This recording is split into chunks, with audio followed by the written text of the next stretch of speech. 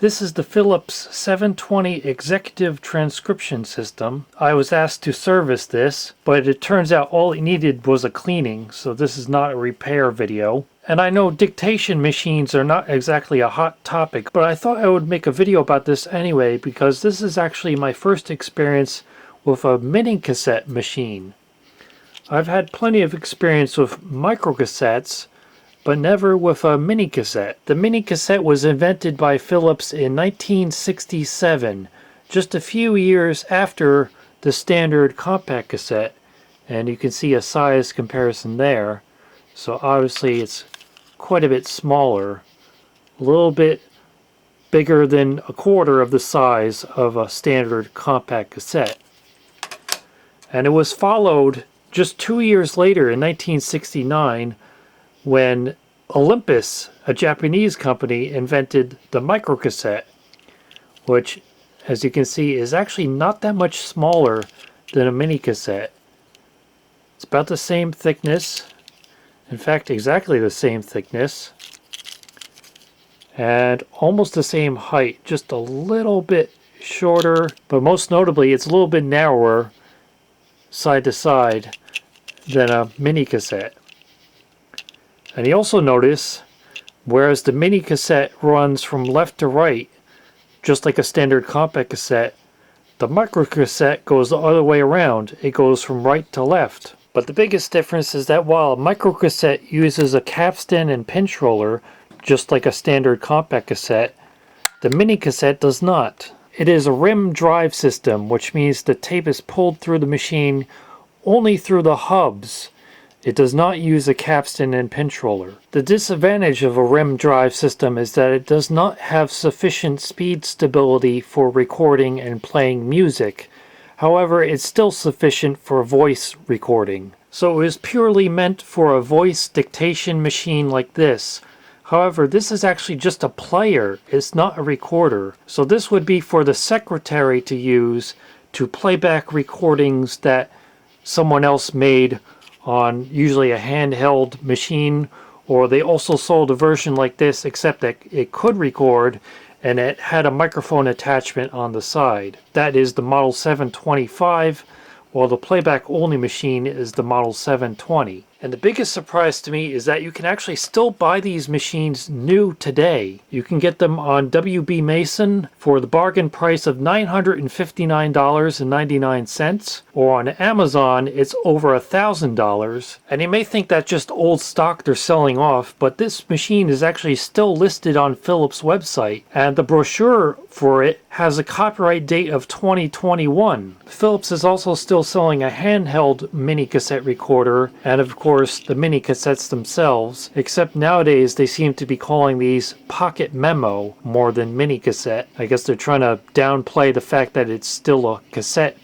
tape based system, and instead just calling it Pocket Memo makes it sound more up to date. I don't know when this particular machine was made, although on the bottom here it has dates on it of 7/14 and 7/15. I don't know if they may have been just when it was last serviced, but it's the type LFH 0720, made in Austria. I can tell this machine was originally introduced in the 1990s because it has the same kind of charcoal gray matte finish as their DCC decks from the early to mid 90s. And it has a very sloped styling, which is actually reproduced in the styling of the AC adapter it comes with. So taking a closer look at the controls, you get a power on-off button, a search button, speed adjustment, volume, tone, rewind, stop and play, and fast forward, or what they just call wind. And if you hold down the stop play button, in addition to either the rewind button or the fast forward button,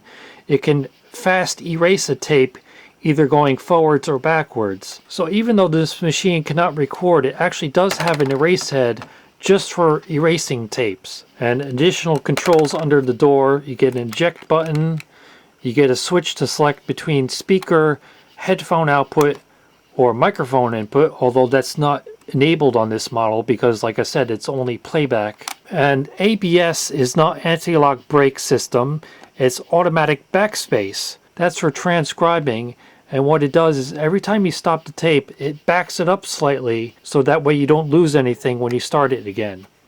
And you get an adjustable amount of backspace up to 8 seconds. Also has auto rewind, which means every time you put in a tape, it will automatically rewind it unless you move this switch to the AR off position. And there's also this sticker on the inside of the lid giving an overview of all the symbols on the display when the machine is on, as well as an overview of what the controls do. And here's the back. You get a 12 volt DC power input, except it's not a standard barrel plug. It has a center pin on it, which is a little bit unusual, which means you probably will need the original Philips power supply it comes with. Model LFH155/52.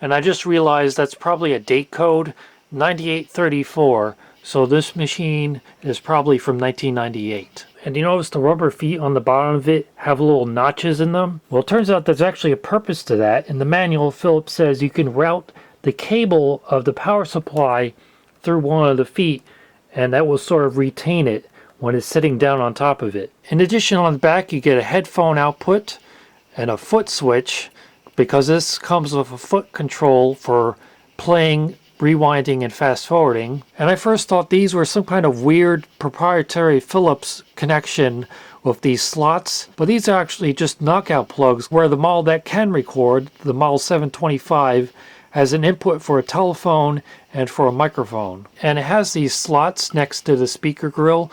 I originally thought this was just a decoration, but it turns out it's actually storage for mini cassettes. You can store up to 3 mini cassettes in these little slots here. And speaking of storage, mini cassettes don't come in a clamshell case like micro cassettes do. And instead they come with this holster kind of design, which the tape slots into, and you can see it has pegs which fit into the reels to keep it from unspooling. And then it has this clip on the end. And I figured out that's to keep this attached to a folder or some other kind of document. You can just clip it onto the front of it, so that way the tape for a particular file can be stored together with the file itself. I should also mention that unlike microcassettes, which have 2 speeds of either 2.4 or 1.2 centimeters per second, mini cassettes only have 1 speed, averaging 2.4 centimeters per second, which is half the speed of a standard compact cassette. And I said averaging because since it's a rim drive system, the speed actually varies across the length of the tape. Also, you can see it has a little foil strip at the end of the tape, so the machine can detect when it's reached the end of the tape, and it will alert you of a warning tone. Now, unfortunately, because this is a playback-only machine, that quite severely limits my ability to demonstrate it. However, I do at least have one recording I can play for you. This other tape sounded like it did have something recorded onto it, but it sounds like someone used that fast erase option to erase whatever was on it. To operate this machine, obviously you first turn it on. You can see the counter appears in the display, and there's no outside eject button, so you just have to lift open this door. And I first tried to fit in the tape like this, like how a microcassette machine works, but you can see it doesn't work like that. Instead, the tape side of it goes in first, and then it fits down like that. And then you can see on the display, it indicates the tape has been inserted. And you may not have heard it, but it did try to rewind the tape, although it was already rewound because I had the auto rewind system turned on. Now if I hit play, you can see the play symbol on the display, and the tape is moving. I can use the fast wind button, which is a little bit noisy, but it does work, and you can see the counter moving up, and also the rewind button. But instead what I'll do is I'll eject the tape, which just sort of pops out like that. And now if I put the tape back in, it should auto rewind it. And there it goes. That was the auto rewind system. And here's that other tape which does have something recorded on it, so I'll play a little bit of that for you. But be warned, it's not very interesting. Picking up still on 312. knowing that lending loans and future businesses would subject all defendants to regulations and income taxes, thereafter conspired, concocted, and intentionally and knowingly participated in a scheme to defraud persons or entities involved in predatory loans, as well as the general public and others by having multiple RICO enterprises without legal and proper registration and licenses with state and federal government, period. So clearly that was someone recording dictation for a secretary to later transcribe. Now I'll demonstrate the variable speed. 313 defendants are, quote, the enterprises, close quote, for plaintiff's RICO claims, period. 314 defendants collectively engaged in a pattern of Tone behavior. control doesn't really make much difference except it reduces the hiss because there's not a lot of high-end treble response on this kind of tape anyway. And the speaker doesn't get very loud even when it's turned all the way up. False assurances regarding the terms of the loan. And what the search button does, it automatically fast forwards it until it finds the next index tone on the tape, which is a button you can press when you're recording to indicate the end of one recording and the beginning of the next recording for the secretary to later easily find when they're playing back the tape. But unfortunately this tape only has one recording on it and they never used the index tone, so it's not going to find anything. It's just going to keep fast forwarding. Now here's where things went off the rails. Due to my inexperience with the product's design and my rush to get the video completed, I made an assumption based on past experience that ended up being incorrect. Does that sound familiar to you? So let's see if it turns on.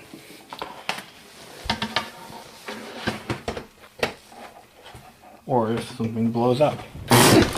Like that.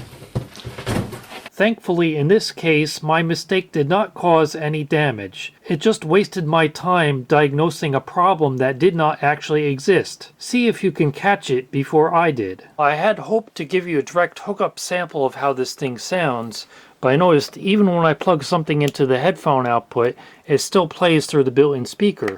By having multiple RICO. And it does not produce anything coming out of the headphone jack, but hopefully it's just a dirty contact on that connector there, so I'll have to take a look at this and see what's going on with that headphone output. There are the contacts of the headphone jack, and I don't think it's a case of broken solder joints because even when I wiggle the plug, I checked it with my multimeter, and these 3 pins all still make good contact. It could be a bad muting switch inside the jack itself, but first I'll try spraying some contact cleaner into it and plugging in and unplugging the connector a bunch of times. See if cleaning the contacts fixes the problem. And I thought maybe it uses some kind of weird proprietary connector. I even tried plugging in a headset jack with one of these weird connectors with more conductors on it, and that still does the same thing. Picking up still on 312. I also tried plugging something into the foot switch jack while also plugging in the headphones. And that doesn't work either. It still plays through the built-in speaker. However, I discovered if you plug in a mono jack into the foot switch jack, it fast forwards. Because it probably uses something like this, and a plug like this is shorting some of those pins together. And it's causing it to fast forward. So at least that proves the foot switch jack is working. Hopefully you remembered something I totally forgot. That unlike all of the microcassette transcribers I've worked on, this unit does not automatically switch to headphones when you plug them in. Instead, it has that manual selector switch that I showed earlier. And for some reason, Philips decided to put what is a fairly important control underneath the cassette door, so once I had it closed, the switch was out of sight and out of mind. And although it was too late for me to get on video, once I remembered the switch and moved it to the proper position, the headphone output does work perfectly fine. So that's the Philips 720 Executive Transcription System. Not the best demonstration of one, I know, but I've been making videos for over 10 years now, and this is the first time I've ever come across a mini cassette machine. So I thought I would take the opportunity to make some kind of video about the format, especially with a machine that you can apparently still buy new today if you're willing to spend almost $1,000 for it. Knowing that lending loans and future businesses would subject all defendants to regulations and income taxes, thereafter conspired, concocted, and intentionally and knowingly participated in a scheme to defraud persons or entities involved in predatory loans,